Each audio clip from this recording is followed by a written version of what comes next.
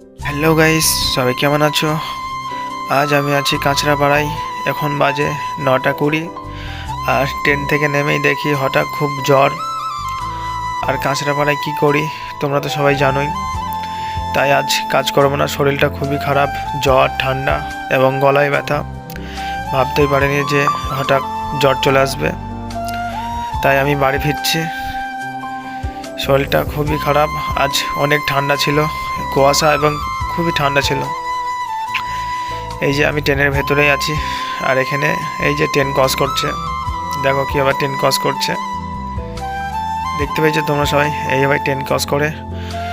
আর আমার এই ভিডিওগুলি যে ভালো লাগে অবশ্যই লাইক কমেন্ট করে একটু শেয়ার করে, আর অবশ্যই ফলো তো করবে, ফলো করবে, সবাই একটু সাপোর্ট করবে। আর কে কোথা থেকে দেখছো একটু কমেন্ট করে বলবে। ঠান্ডা তো লাগা উচিতই, কারণ ভোর 5টার সময় রোজ উঠি এবং রাত 8টার সময় ফিরি। আর এখন কদিন অনেক ঠান্ডা, সেই কারণে হয়তো ঠান্ডা জ্বরটা এসছে। আজ কাজ করতে পারিনি, তাই চলে এসেছি আমি। আর তোমাদেরকে সবাইকে বলছি, যারা নতুন ইউজার তাদেরকে একটু সাপোর্ট করবে, আর সবাই সবারই পাশে থাকবে।